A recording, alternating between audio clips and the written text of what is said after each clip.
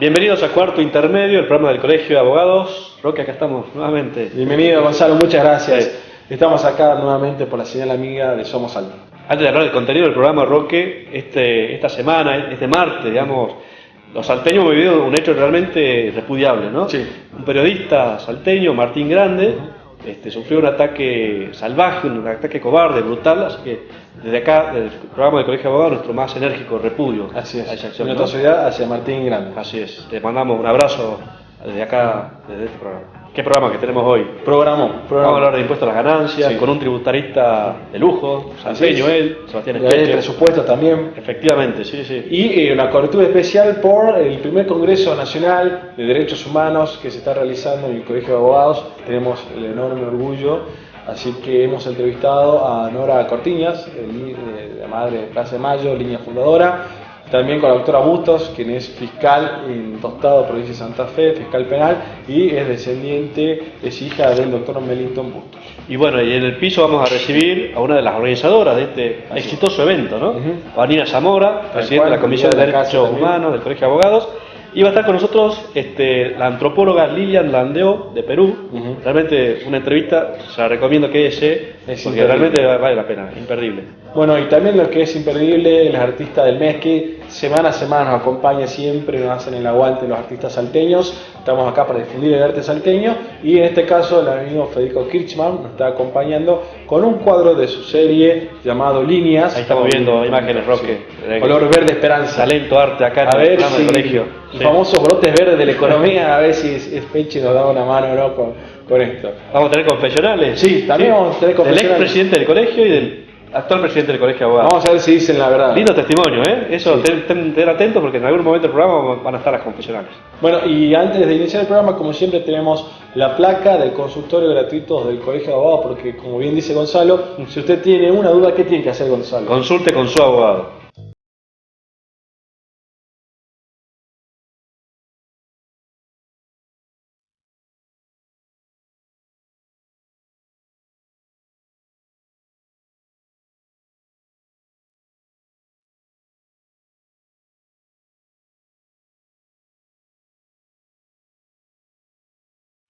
Seguimos acá en el Congreso Nacional, el primer Congreso Nacional de Derechos Humanos, organizado por el Colegio de Abogados de Salta, y está acompañando en este momento la doctora Sonia Bustos, quien es fiscal penal provincial de la localidad de Tostado, provincia de Santa Fe. Buenos días, muchas gracias. ¿Qué tal? Buenos días a todos y a toda la audiencia, y un placer estar acá en la provincia de Salta. Volver después de tanto tiempo es siempre grato. Doctora, cuéntenos un poquito, bueno, para aquellos que no pudieron venir a la jornada de hoy, ¿en qué consistió la exposición de usted y cuáles son los puntos que quiere resaltar nuevamente? Sí, básicamente es la dificultad que hay en el orden internacional de poder avanzar en juicios cuando se producen violaciones a las convenciones, tanto a la Convención de Ginebra, a la Convención de Lesa Humanidad, a la Convención de Tortura, de genocidio incluida, y específicamente las de Lesa Humanidad. ¿Por qué? Porque ahí debe haber un pedido de enjuiciamiento previo por parte de la Corte Penal Internacional, y esto se ve demorado muchas veces. ¿Por qué? Porque a través de los estados y sobre todo de Naciones Unidas se buscan los acuerdos de paz. Entonces, en los acuerdos de paz, para disminuir las crisis o digamos, erradicar las cuestiones sangrientas que se producen en algunos territorios a nivel internacional, es que canjean o procuran canjear un acuerdo de paz que implique el exilio de hecho ahora en Siria mismo. A Assad se le ha propuesto que abandone el poder, se vaya a Rusia, y entonces eso implicaría la imposibilidad de juzgamiento por parte de una Corte Penal Internacional. Y que incluso a veces cuando la Corte Penal Internacional intenta avanzar, puede estar siempre sujeto a que el Consejo de Seguridad de Naciones Unidas diga que no es conveniente enjuiciar. Entonces, como vemos que los juicios, el enjuiciamiento que debería ser la norma que obliga por parte del derecho penal internacional, muchas veces no se puede llevar a la práctica. Creo que los ejemplos más claros que tuvimos que sí se pudo intervenir, por ejemplo, fueron los tribunales ad hoc creados para la ex Yugoslavia respecto de serbios, el ataque a Bosnia, digamos, a los bosnios, y donde ahí sí se pudo configurar genocidio porque fue contra un grupo específicamente etnio, amén de demostrarse también las violaciones a lesa humanidad, no así de tortura porque no habían adherido a la convención. ¿Cuáles son las consecuencias para un país que adopte ese camino? Bueno, nosotros por suerte ya no podemos aplicar el criterio de la amnistía. De hecho, en América Latina fue una práctica generalizada de Argentina, también se dio en Perú, Brasil, Guatemala, Haití, Costa Marfil, digamos, hay un montón de lugares donde se instauraron las amnistías. Por suerte Argentina ya no. ¿Y esto qué significa? Que nosotros podemos avanzar en juicios domésticos realizados acá ante las severas violaciones que hemos tenido en crímenes de lesa humanidad. Ahora, la consecuencia a nivel internacional es que si se soslaya el cumplimiento de la obligación que tienen los estados de enjuiciar y de la Corte Penal Internacional, implicaríamos que el derecho internacional sería solamente una palabra, una verba, con poca ejecución a nivel de enjuiciamiento y condenas, ¿no? Que es lo que se procura. ¿Cómo ve usted? Y que no puede tenerse una antinomia entre paz versus justicia, sino que no se puede avanzar en la paz sin justicia. ¿Por qué? Porque de hecho el haber dejado estos acuerdos que se promovieron, que hicieron que por ejemplo apartheid no pudiera enjuiciarse, o que por ejemplo en Haití Cedras se le otorgara el exilio, incluso en el juicio de la ex Yugoslavia, del tribunal de la ex Yugoslavia, dijo, bueno, los serbios que entendieron que total, como después me van a ofrecer un acuerdo de paz con la cláusula de amnistía, no se va a enjuiciar, matemos. Es decir, si no se avanza en los juicios, esto promueve a que entonces la práctica generalizada a violaciones sistemáticas a derechos humanos o a lo que hoy en el concepto mucho más amplio se abarca y se podría decir derechos fundamentales, porque no es solamente lesa humanidad las cuestiones de opositores políticos como pasó en nuestro país, también es lesa humanidad el matrimonio infantil de niñas, el matrimonio forzado de niñas. En el caso de la corrupción en nuestro país, se habló del proyecto de los delitos que sean declarados imprescriptibles. Y por supuesto, porque en el caso de la corrupción, bueno, es la cosa pública la que se ve en juego o el bien afectado, pero en las cuestiones relacionadas con la vida, son las víctimas las que quedan sin esa resolución, y que uno por su cargo y por su experiencia entiende que la sentencia cierra las historias de vida. Es decir, las víctimas necesitan acceder a la sentencia, no incluso a una reparación indemnizatoria. De hecho, por ejemplo, yo y mi familia, en nuestro caso, no pedimos indemnización pecuniaria, pero sí queríamos una sentencia. E incluso le favorece al imputado. ¿Por qué? Porque el imputado está revestido de la garantía de inocencia, la presunción de inocencia que le asiste por tratados internacionales y por nuestra Constitución Nacional. Y que si no se va a juicio, queda estigmatizado. Hasta que él no pueda ventilar en un juicio su inocencia, queda bajo ese estigma. Entonces favorece a todos, favorece a la víctima y favorece al imputado resolver su situación procesal en cumplimiento con las normas que le asisten al imputado. Y unas palabras finales les pedimos, por supuesto, en relación a, bueno, justamente usted mencionó el caso del doctor Mellington Bustos. Sí, bueno, creo que en esto hay mucho juego emotivo, ¿no? Porque a nivel familiar cerró un relato de vida. Yo siempre digo que Derrida siempre habla de los opuestos binarios, blanco y negro, vivo o muerto, y nosotros estábamos en una tercera categoría creada por la Argentina, que es la del desaparecido. Entonces, lo dije cuando fue el juicio de mi padre y lo vuelvo a repetir ahora. Nosotros esa sentencia nos sirvió porque dejamos de ser hijos de desaparecido con una explicación que no podíamos dar desde la lógica y desde los hechos, y terminamos siendo hijos de un muerto de la dictadura. Y entonces ya sabemos que está muerto, sabemos que lo mataron, sabemos los motivos por los cuales él pagó con su vida la ideología, y que esto no debe volver a suceder. Y es importante la sentencia, porque repara, porque pone final a una historia de vida, y que incluso a nosotros nos costó mucho más. Es decir, no es solamente la pérdida del ser querido, sino el daño colateral que tuvo que ver la pérdida de la identidad. Yo soy salteña por tradición y perdí mi tonada, perdí el derecho a mis raíces, perdí el derecho a poder conectarme con la tierra, a poder conectarme con la Pachamama, a poder disfrutar un carnaval, a poder escuchar el folclore, a los nocheros sintiéndolo parte de mi tierra. Entonces, desde el autoexilio, la deuda interna, también es una cuestión del efecto colateral que producen las víctimas, ¿no? Que después, bueno, lo hayamos podido resolver. Y ahí hay una cosa que es muy destacable. Yo, como hija de Mellington Bustos, y mis hermanos Raúl Bustos y Sandra Bustos, jamás pedimos un cargo por nuestra condición de desaparecidos. Lo nuestro fue una lucha por la verdad de lo ocurrido. Y, por ejemplo, el hecho que yo sea fiscal, fueron absolutamente transparentes mis concursos, de oposición, gané como defensora, después renuncié, gané como fiscal. Y nunca peleé a un conocido político, nunca peleé a mi condición de hija desaparecido. El cargo lo tengo justamente por todos los logros académicos que son públicos encima los exámenes.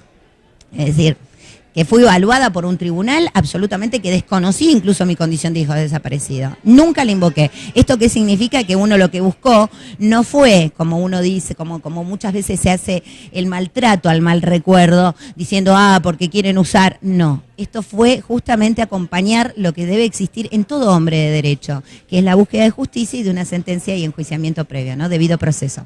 Doctora, muchísimas gracias. Faltaba más. Y bueno, y respecto a algunas cuestiones que me han dicho, me han preguntado, teoría de los dos demonios, de invocar bueno, creo que la democracia permite absolutamente la libre expresión. La libre expresión también es un derecho humano consagrado a la libre expresión.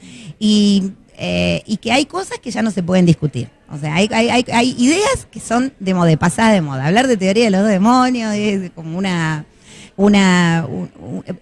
instaurar algo que ya es del pasado y es antiguo, es por decirlo, y esto es pura opinión, pero también es una cuestión avalada en contextos internacionales. Ya nadie podría ponerse a discutir algo que la obviedad de los hechos históricos, el relato histórico del registro histórico de los hechos no afinca, no tiene posibilidad de poder explicarse desde ahí, y por lo tanto consideramos ideologías pasadas de moda, que no nos acompañan a ingresar al primer mundo en el marco legislativo. Es decir, para poder avanzar en una legislación del primer mundo tenemos que cambiar los conceptos, y los conceptos implica entrar en la modernidad. No sé. Primero me pareció muy bueno este congreso. Me agradezco que me hayan invitado, y yo tengo familia en Salta, he venido mucho a Salta, pero además hemos venido, cuando venimos a la marcha del apagón de Jujuy, siempre nos corremos a Salta, así que hay un gran afecto. Y ahora con esta demostración que uno no se hubiera imaginado hace años, de que mira, tengo un resfrío bárbaro, ¿no? Entre medio de la de que iba a llegar ya todos los colegios de abogados, a ese homenaje. Porque realmente yo ya lo dije hoy, que tenemos unos abogados que en estos días con los juicios tienen la gran solidaridad junto con los testigos, esa generosidad, ese darse a ese testimonio para que pueda haber justicia. Los organismos, como el pueblo argentino, tenemos un retroceso muy fuerte de todo lo que se logró con la lucha en las calles, en la movilización popular, 40 años sin bajar los brazos, y más de 40 años de que empezó el terrorismo de Estado. Ya en el gobierno de Isabel Martínez Perón, ya venimos de esa época. Muchas madres tienen sus desaparecidos del 74 y 75. Bueno, y en estos momentos vemos que hay como un ánimo de venganza contra el pueblo argentino por tantos años de lucha. Sentimos que hay venganza, no sabemos por qué. Sentimos que hay una persecución, querer eliminar todo lo que se logró, que yo digo, si hay algo que está mal, es bueno que el gobierno que asume lo modifique, lo mejore, pero destruir todos los avances que tuvimos en derechos humanos, que somos el ejemplo en el mundo, eso es que algo anda mal. Este gobierno, no sé los asesores que tiene, pero no es justo, porque este gobierno ganó con el voto del pueblo. Entonces la mitad del pueblo quería un cambio, pero no esto que estamos viviendo, el gran desastre. Los despidos todos los días, más hambre, más destrucción de todos los espacios de memoria, verdad y justicia, y después con todo, con los trabajadores, es un retroceso. Tiene que entrar en un poco de meditación y gobernar para el pueblo, no solamente para los ricos. Todas las medidas que toma, hasta ahora para su familia, favorecerla también con las declaraciones, o sea, parece Martínez de Hoz, parece toda la gente que estuvo en la dictadura, ¿no? Un país que se está militarizando, nos preocupa, nos duele. La Argentina nos duele, porque nuestros hijos, hijas luchaban para un país digno para todos los habitantes. Y ahora cada vez hay más pobres. Está bien, viene también del gobierno anterior errores, ¿no es cierto? Tenemos que ver que hay errores que se cometieron y bueno, pero esto no nos merecemos nosotros.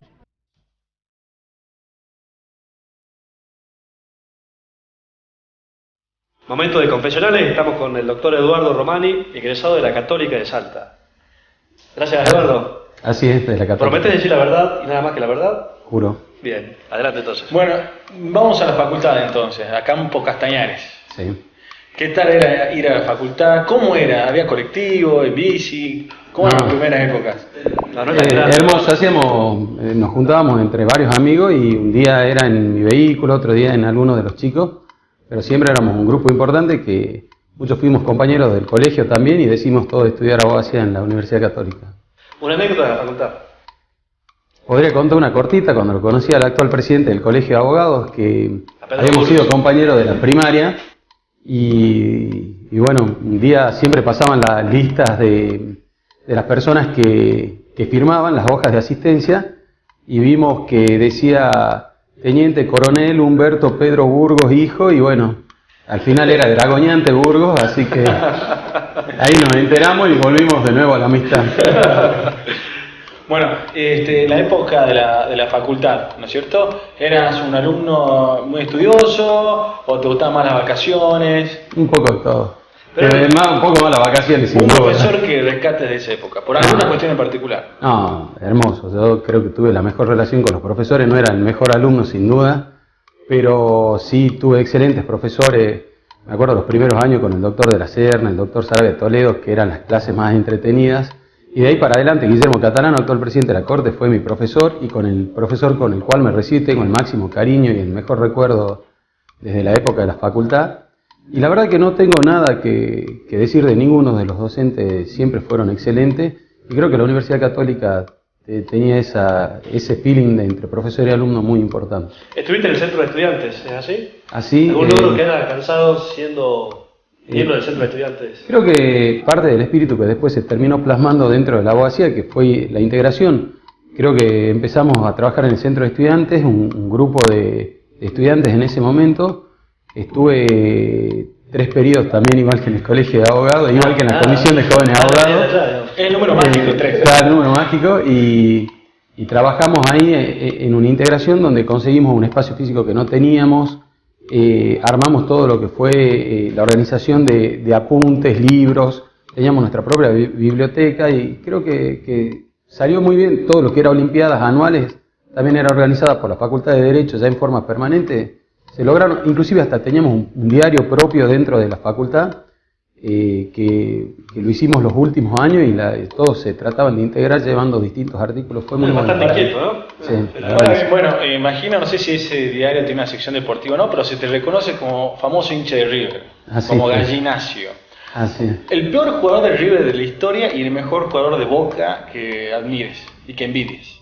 El peor es controvertido, para mí el peor es Almeida y Astrada, son los dos peores históricamente. Almeida porque fue el capitán del equipo que se fue al descenso, así que para mí ese cuento de versarse la camiseta en la cancha de Boca y te está yendo al descenso no tiene sentido. O sea, no me gustan los jugadores tribuneros, me parecen los jugadores habilidosos son los que marcan la diferencia y por eso mismo Riquelme es el jugador que creo que me hubiera gustado que juegue en River y jugó en Boca, lamentablemente. No es un jugador para Boca, evidentemente, tampoco. O sea. Bueno, nos ponemos serios, vamos a hablar de tu primera vez, digamos, ya recibido, el colegio te dio la matrícula y ahí fue la primera. Presentaste tu demanda, la primera demanda que llevaba tu firma, tu sello. ¿Cuál fue? No, me acuerdo que juré un jueves 15 de noviembre a las 11 de la mañana, a las 11:30 cuando terminó el juramento presenté mi primer escrito y tengo muchísimas anécdotas. Que lo presenté, me acuerdo perfectamente, en segunda nominación, donde... Civil y Comercial, segunda nominación, que estaba en la calle Sarmiento. Claro. En esa época, allá antigua, algunos ni saben cómo funcionaba. Después, ¿no? No, en ese momento no recuerdo. Me acuerdo que el doctor Canamoso era el secretario, eso sí, el actual juez de familia. Y presenté, estaba una empleada histórica de la mesa de entrada. Y al día siguiente fui y pregunté por el expediente y me dijo la empleada, doctor, su expediente está en casillero. Y yo no sabía lo que era casillero. Entonces dije, bueno, me di vuelta y me fui. Me dio vergüenza preguntar. Al día siguiente volví, bueno, pedí el expediente, hice la compulsa. Pero son esas cosas que van pasando y terminan siendo anecdóticas. Por eso hay que acompañar a los jóvenes abogados en los primeros pasos, que son tan importantes y tan duros por ahí para el abogado. Bueno, Eduardo Romani, muchísimas gracias por esta absolución de tuya. Muchas gracias.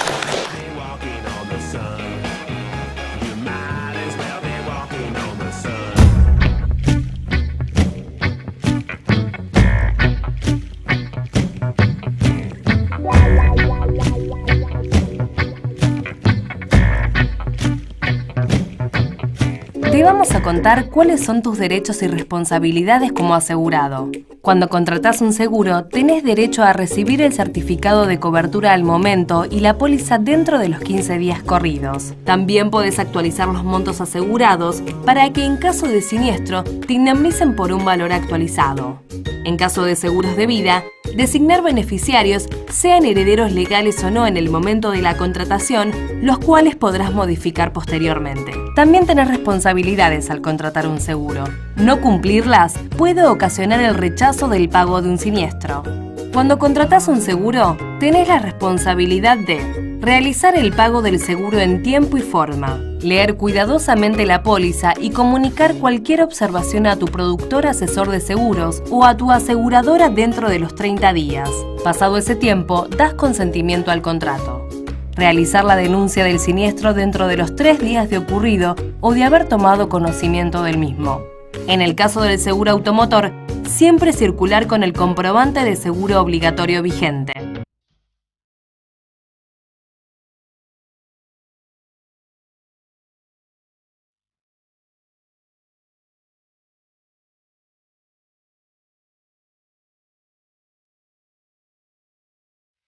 Seguimos en cuarto intermedio, Roque. Así es, Gonzalo, nuevo bloque para tratar un tema muy actual. En realidad son 2 temas, aprovechamos que está el actor y robamos 2 temitas que tienen que ver con la plata, el dinero de todos los argentinos, el dinero del Estado Nacional y el Estado Provincial y también de los salarios. Así es, nos presentamos a nuestro invitado, el doctor Sebastián Espeche, Buenas tardes. capitalista, un autor de libros. ¿Cuántos libros ya ha editado, doctor? Bueno, personales, Sí. 2. Sí, sí, sí. Y bueno, tengo otro en coautoría. Muy bien. Bueno, hemos convocado por uno de los temas que el impuesto a las ganancias. Sí, qué tema. ¿Cómo hacer una introducción? Bueno, impuesto a la ganancia, voy a hacer una definición muy general, es el impuesto a la renta. El impuesto más justo que puede tener el sistema tributario y es los que ganan, según su capacidad contributiva, los que más ganan, más pagan este impuesto. Este impuesto es así en todas partes del mundo y en los países desarrollados de mayor recaudación. En Argentina no es así. Y en Argentina tuvo una distorsión, porque fue así que en el año 2001 se estableció unas alícuotas progresivas teniendo en cuenta los ingresos que tiene cada ciudadano en un periodo anual determinado. Esa alícuota va del 0 al 35%. En esos tiempos eran pocos los que pagaban ganancias, porque estamos hablando de, al día de hoy, serían 150.000 pesos de base para empezar a tributar a una alícuota del 10%. Claro. Lo que sucedió fue que empezamos a tener una inflación. Entonces la gente no es que empezó a ganar más dinero, sino que se le iba a actualizar. Como consecuencia de esa actualización, lo que sucedió fue de que los que nunca pagaban ganancias empezaron a pagar ganancias.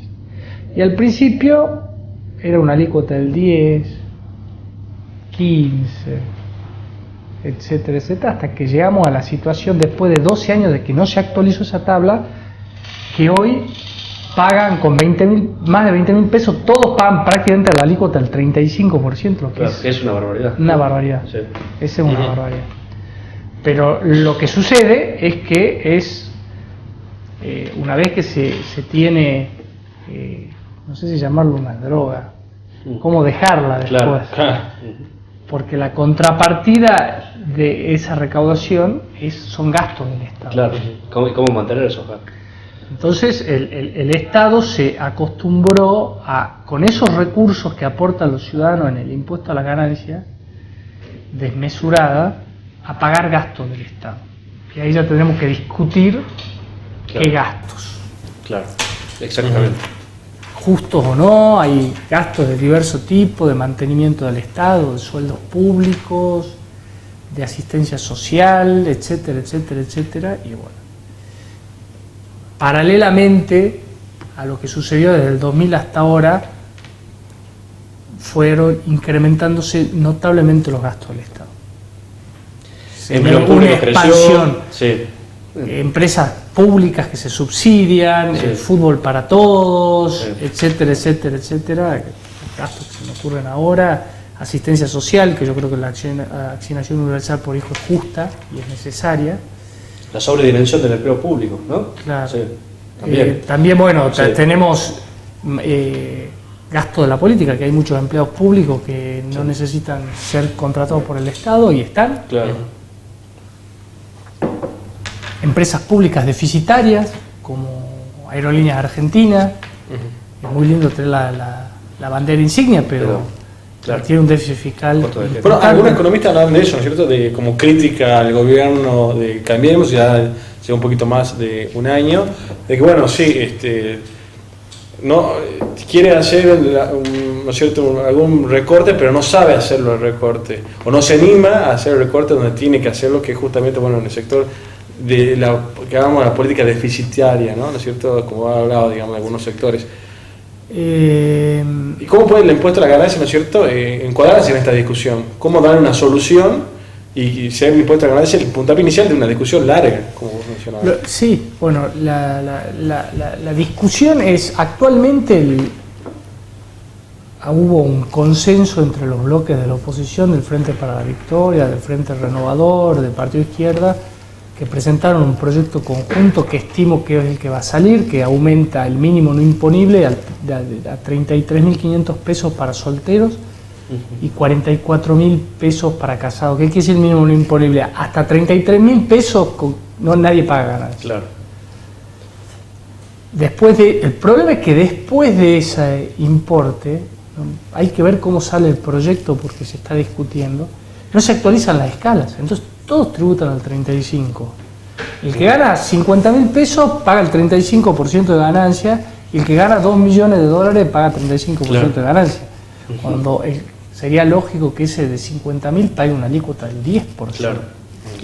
Parece de que esto está sacado de la discusión con una finalidad. Se ha subido la base imponible, pero... Se subió, claro, no la base, el mínimo no imponible. El mínimo no imponible claro. Es aquel monto a partir del cual se paga. Exacto. Sí. Y que los salarios... técnicamente lo que significa el mínimo no imponible es porque como el impuesto a la ganancia es lo que se grava es la renta, no el consumo. Entonces la idea es todo lo que son gastos de subsistencia, mínimo, recreación, salud, etcétera, tiene un mínimo no imponible. Claro. A partir del excedente se empieza a pagar impuesto a la ganancia a alícuotas progresivas. Claro. Y bueno, y hablamos también, usted mencionaba el caso de Nutromundo, en todos lados es igual respecto a los trabajadores en cuanto a los salarios que tienen que aportar el 35% de su salario. No. En todos los países del mundo se paga, principalmente se paga. Los trabajadores pagan prácticamente poco y nada, lo que pagan son los rendimientos o utilidades que se tienen de las empresas. En los países desarrollados es así. Cuando se distribuyen dividendos o utilidades, se paga, ahí es donde se grava fuertemente al inversor. Pero es una situación totalmente distinta en Argentina porque no hay la actividad productiva que hay en esos países desarrollados. Por eso se cae sobre los salarios de los... Claro, o sea, yo como les explicaba, el impuesto a la renta o el impuesto a las ganancias empieza desde un piso, que es el mínimo no imponible. O sea, primero, lo lógico es que un trabajador pague colegio, pague salud, pague sus gastos, sus servicios públicos algún consumo básico y a partir de ahí recién empieza a tener una renta, un alquiler, y a partir de esa renta se empieza a pagar impuestos. Eso acá en Argentina quedó totalmente desvirtuado. Quedó totalmente desvirtuado por una cuestión financiera que pasó en la historia que les conté los últimos años. Es decir, el Estado gasta, a mi modo de ver, gastó muy mal los últimos años y necesitó recursos, y cuando se dio cuenta dijo no lo podemos sacar.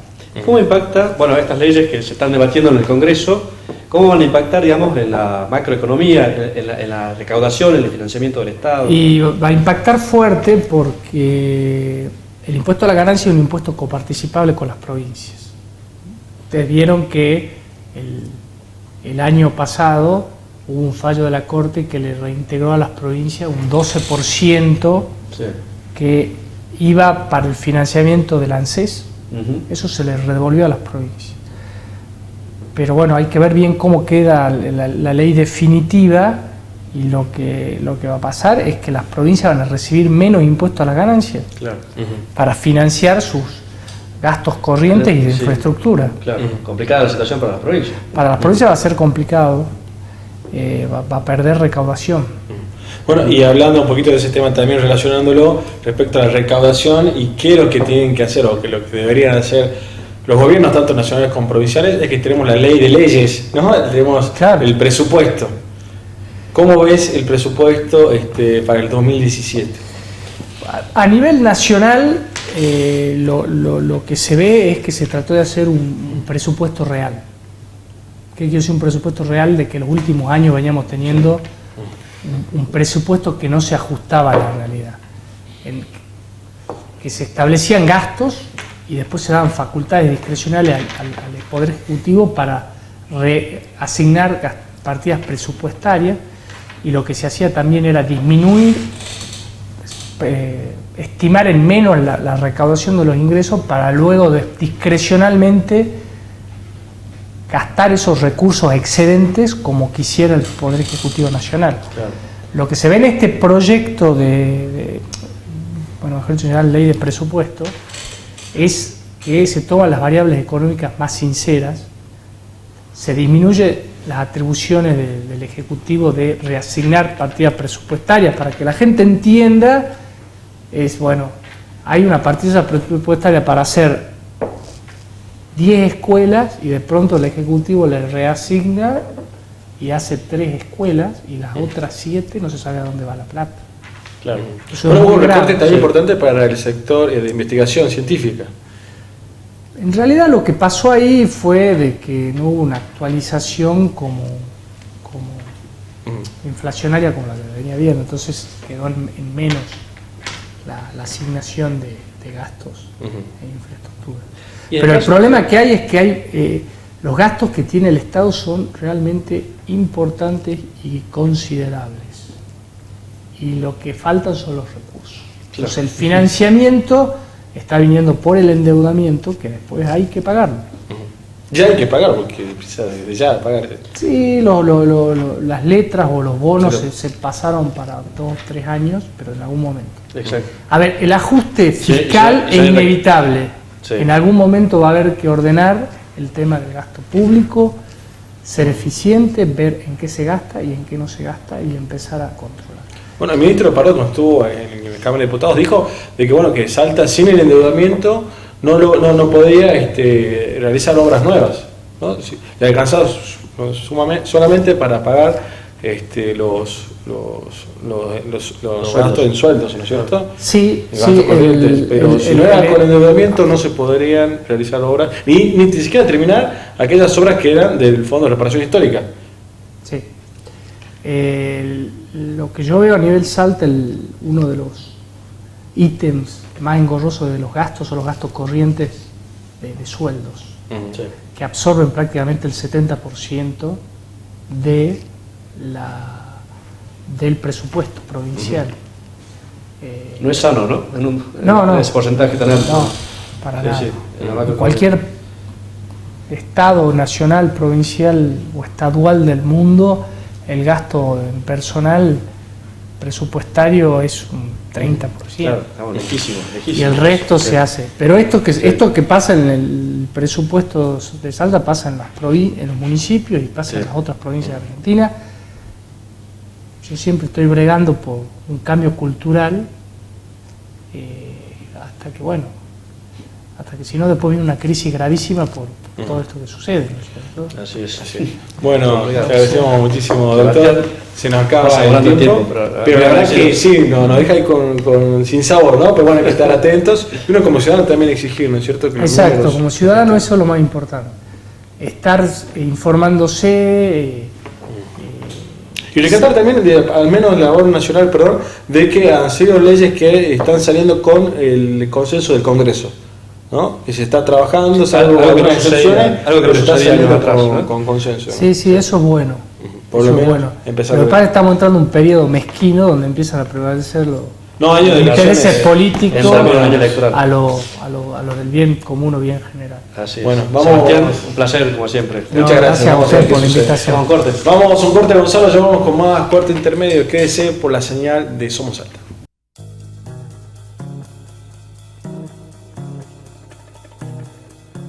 Momento de confesional, estamos con el doctor Pedro Humberto Burgos, egresado de la Universidad Nacional de Córdoba. Así es, ¿cómo está? Buenas tardes, muchas gracias. Y promete decir la verdad, solamente la verdad y nada más que la verdad. Siempre comprometido con la verdad.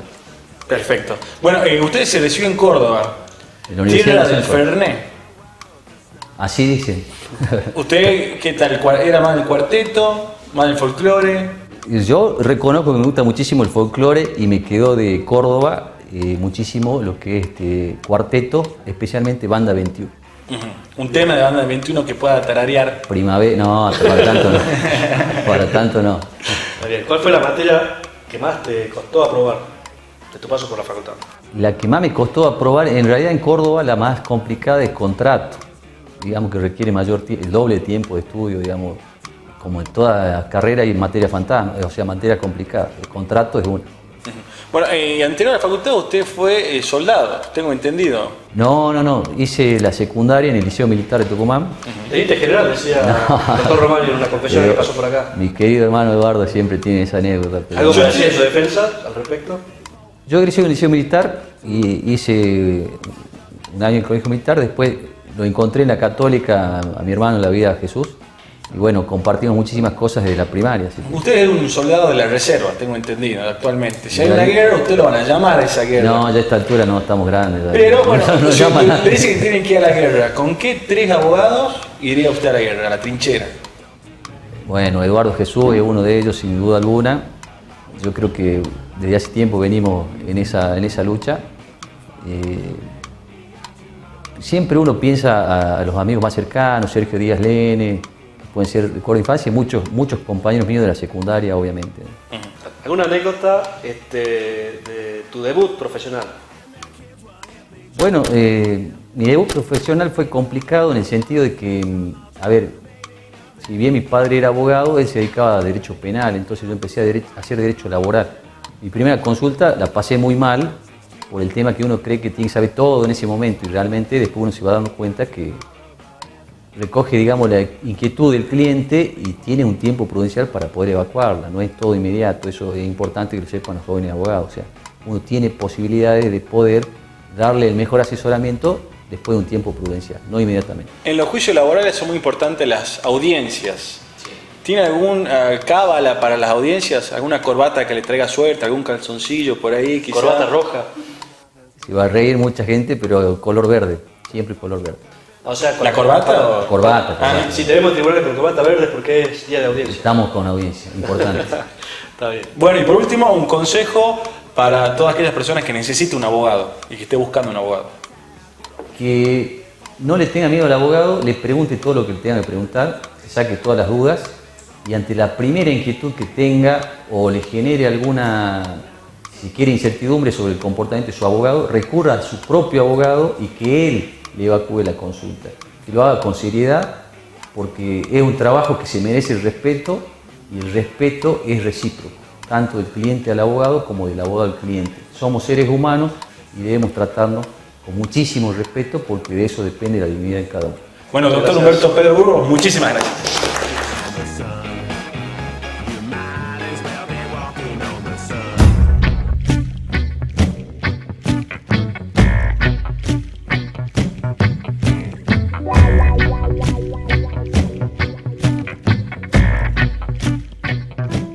Reconocer y respetar los derechos humanos está en tus manos. El derecho a la igualdad y no discriminación reconoce y valora las diferencias entre las personas, sin importar su orientación sexual, edad, género o nacionalidad, religión y etnia, o si se trata de personas de pueblos indígenas o con alguna discapacidad. Todas y todos tenemos los mismos derechos ante la ley. Hacer valer y difundir los derechos humanos está en tus manos.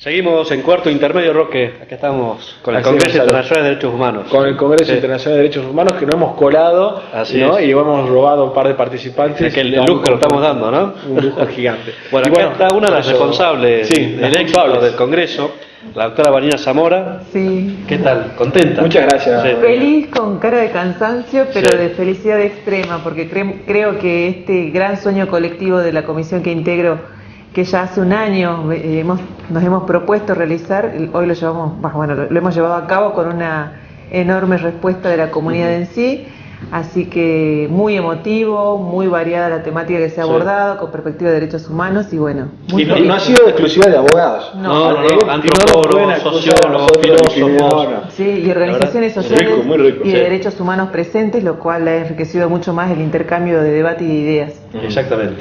Está con nosotros acá la doctora Lilian Landeo, ella es antropóloga, su especialidad es antropología jurídica, es de Perú. Muchas gracias. De Huancayo, en primer lugar. De Huancayo. De Huancayo. Así es. Le agradecemos muchísimo la visita y bueno. ¿Cuál es el tema que usted abordó en este congreso? Primero quiero agradecerles por la invitación a Salta a participar de este congreso, que me he sentido muy complacida. Y en segundo lugar, felicitarlos por haber incluido temas que tienen que ver con los derechos humanos, porque los derechos humanos se ven de una manera más integral.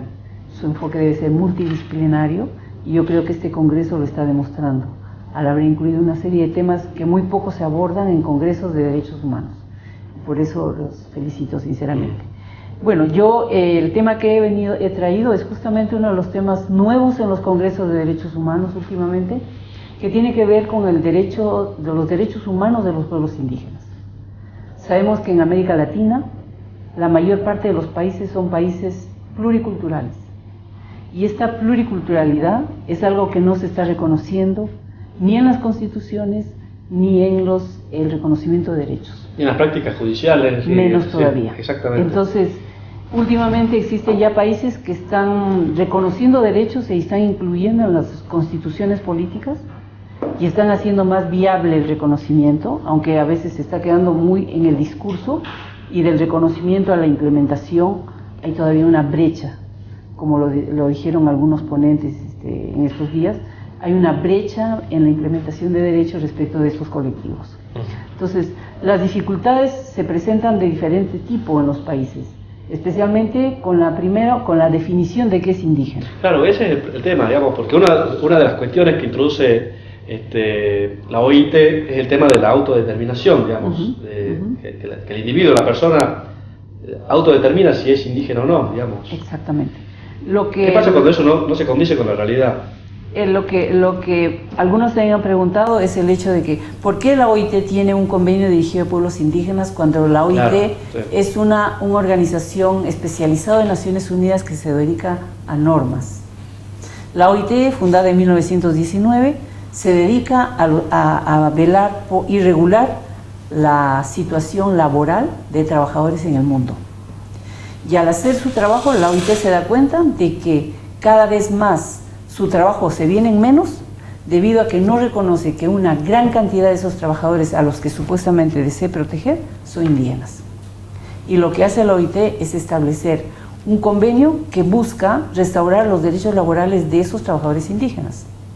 Y es en 1957 que aprueba el convenio 107 con la idea de que todos los estados donde existan pueblos indígenas tutelen los derechos de estos trabajadores. Sin embargo, el enfoque que le da no ayuda a lograr la justicia social, que es el fin que persigue también la OIT. Y lo que hace es buscar que los estados buscan tutelar a menores de edad.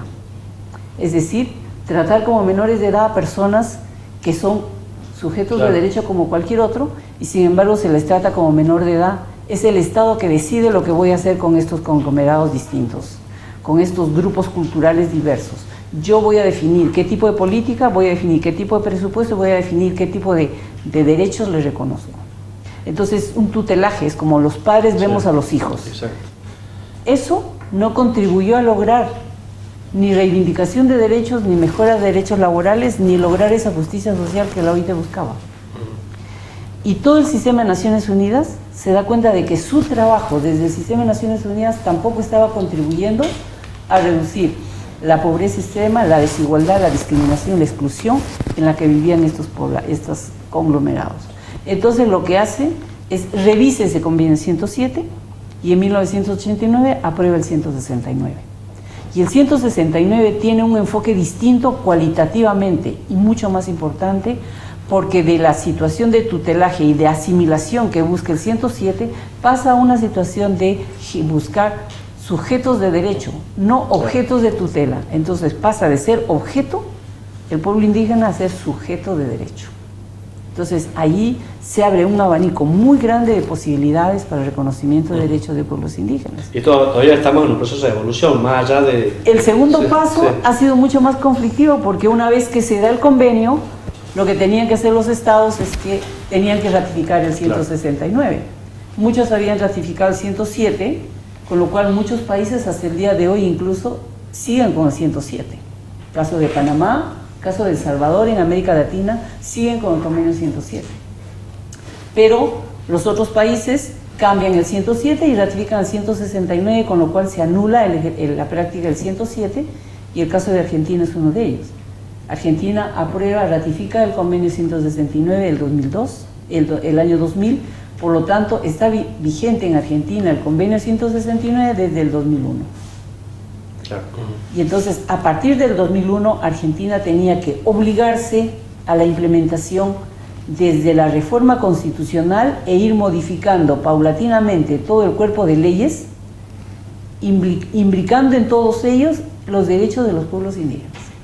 ¿Y cómo definimos desde el punto de vista de la OIT al indígena? ¿Cómo es que, y algunos me han dicho, porque también escuché que dijeron que el convenio 169 definía lo que eran pueblos indígenas? No es cierto. El convenio 169 es un convenio internacional, atípico dentro de la OIT, pero es un instrumento internacional válido para todos los países en los cuales existen poblaciones indígenas. Y por lo tanto, existen en el mundo 370 millones de personas en 70 países y que pertenecen a más de 5.000 grupos etnolingüísticos. Por lo tanto, una definición no puede incluir a 370 millones de personas, porque es una diversidad tal. Entonces, en el convenio, en su primer artículo, ustedes no van a encontrar una definición de lo que son pueblos indígenas. Sin embargo, lo que la OIT alcanza son dos tipos de criterios. Estado, tú ratificaste el convenio 169 y tienes dos criterios objetivo y un criterio subjetivo. El criterio objetivo te dice todas las características objetivas que tú puedas ver, por la cual tú puedes definir si estás frente a un pueblo indígena. La situación, la posición ancestral de sus tierras, o sea, el lugar donde está ubicado, la lengua, las instituciones culturales, o las instituciones, los valores culturales, las prácticas que tienen ancestralmente y que superviven a través del tiempo. Y el segundo criterio, que también fundamental, es el criterio subjetivo, quiere decir la autoidentificación de pertenencia. Claro. Yo pertenezco a tal o cual pueblo, me identifico como indígena, y ninguna persona puede dudar de esa autoidentificación. Y el criterio objetivo, perdón, el criterio objetivo y subjetivo tienen que estar los dos juntos. Los dos juntos. No puede ser que solamente son objetivo y no hay subjetivo, o solo subjetivo y no hay objetivo. Perfecto. Los dos grupos los dos tipos de criterio tienen que converger en un grupo de población, y entonces es ahí cuando nos encontramos frente a un pueblo indígena. Ahora, la palabra pueblo indígena se ha acuñado desde el derecho internacional para referirse a estas diversidades, pero en cada país pueden llamarse de diferente forma. Se están llamando primeras naciones, poblaciones originarias, comunidades nativas, comunidades campesinas, grupos originarios, pueblos ancestrales, pueblos migrantes, cazadores, recolectores, pueblos tribales. No importa el nombre, basta que esos criterios conjuguen en el grupo para que sean pueblos indígenas. Clarísimo. Lilian, bueno, hablando un poco también de las anteriores entrevistas, hablamos de una terminología que seguramente no es la correcta, pero nos sirve mucho para desarrollar un tema que eran las cuestiones indígenas, ¿no es cierto? Aquellas cuestiones que los estados nacionales tienen que tomar como en su agenda para tratarlos efectivamente, y el término que usamos era si existe un manual de buenas prácticas. ¿Cuáles son aquellos actos que de manera positiva tienen que tomar los estados nacionales para asegurar, como usted decía, esta protección, y más que esta protección, asegurar que pueden ejercer como sujetos sus derechos, ¿no es cierto? Y aquí en Salta tenemos una relación con las comunidades indígenas, originarias, muy vinculada, muy fuerte, y es noticia durante este año sobre todo muertes por desnutrición de niños, jóvenes de comunidades afectados muy duramente por la droga, de manera tremenda, problemas territoriales también entre denominados criollos y las comunidades. O sea, tenemos un mix de muchas comunidades y muchos problemas también, y que el Estado siempre llega tarde, siempre llega tarde, o no llega, la mayoría de las veces el informe que no llega al Estado provincial. ¿Existe un manual de buenas prácticas? Nosotros como ciudadanos que tenemos que exigirle a nuestro Estado que esté ahí presente, o que lo haga presente a las comunidades originarias. Bien, yo creo que no hay modelos, sino que el ejercicio de derechos se va a dar en cada uno de los países en la medida en que haya voluntad política, pero sobre todo en que haya conocimiento y buena fe de parte de los funcionarios que hacen parte de ese Estado. Cuando se dice que la cuestión indígena tiene una serie de temas, esa cuestión indígena deriva del cumplimiento o no de los derechos colectivos, y esos derechos colectivos son derechos humanos de los pueblos indígenas. El convenio 169 contiene los derechos colectivos, si bien es cierto, pero es el estándar mínimo exigible en materia de derechos humanos para pueblos indígenas. Entonces, cuando se habla de educación, se habla de salud, se habla de justicia, se habla de protección social, se habla de trabajo, se habla de tierra, territorio, todos son derechos humanos, para empezar. Segundo, todos esos derechos humanos tienen que ser ejercidos por hombres y mujeres sin discriminación ni exclusión alguna. Tercero, estos derechos deben contener y deben tener medidas especiales otorgadas por los estados, y esas medidas especiales significa adecúa esos derechos a la realidad de tu país. Cuarto, estos derechos deben recoger la cosmovisión, el aspecto cultural de estos pueblos para que sean implementados de acuerdo a la realidad de cada pueblo. Los pueblos del norte de Argentina no son igual a los del sur de Argentina. Entonces también ahí hay un trabajo mucho más fino que los funcionarios de cada región debieran hacer, conociendo bien el convenio 169. Pero hay situaciones en las que se producen verdaderos conflictos de derechos, ¿no? ¿Cómo resolverlos? Acá en Salta se debatió un caso de una niña huichí, digamos, que había quedado embarazada, tenía 12 años, y bueno, el presunto violador, digamos, fue llevado a la justicia. Y en su favor se invocaba el derecho de la costumbre, la cultura, la costumbre que regulaba la iniciación sexual de las niñas, que no era una violación, sino que era una práctica cultural. Mientras que los defensores de la niña argumentaban, digamos, que estamos en presencia de una violación y que se debía aplicar el Código Penal argentino. Entonces la discusión es, ¿qué aplicamos? ¿El Código Penal argentino o aplicamos las costumbres indígenas? ¿Cómo resolvemos el tema? El convenio 169 es muy explícito cuando dice que el ejercicio de estos derechos se dará, se ejercerán por parte de los pueblos indígenas sin que esto afecte la vida ni los derechos humanos básicos. Bien. Es decir, que en nombre de la cultura ningún pueblo indígena pueda afectar los derechos humanos de otros. Entonces, el límite que pone el convenio 169 al ejercicio de derechos de pueblos indígenas es el respeto de los derechos humanos.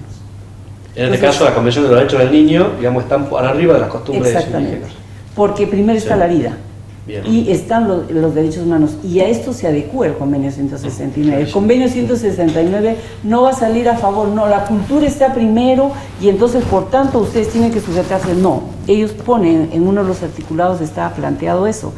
Y otra cosa también que es importante es que el ejercicio de derechos que están en el convenio 169, hay una exigencia fundamental y es una herramienta clave del convenio, es el tema de la consulta, la participación y la acción coordinada y sistemática del Estado. Son 3 elementos que los Estados deben tener claro para la aplicación de este convenio. Si ellos no tienen claro, o los funcionarios no tienen claro, que la consulta, la participación y la acción sistemática y coordinada debe ser ejercida, va a ser imposible que se lleve en cumplimiento este convenio. Exactamente. Bueno, Clarísimo los conceptos, conceptos. pero Lilia Mandeo, la verdad que ha sido un lujo tenerlo en esta mesa. Sí. Y Marina Zamora, muchas gracias por este privilegio, ¿no? Muchas gracias a ustedes por el apoyo siempre brindado a esta comisión para poder difundir cada una de nuestras actividades. Habrán visto de que hemos contado con paneles de lujo, así que muchas gracias a todos los participantes.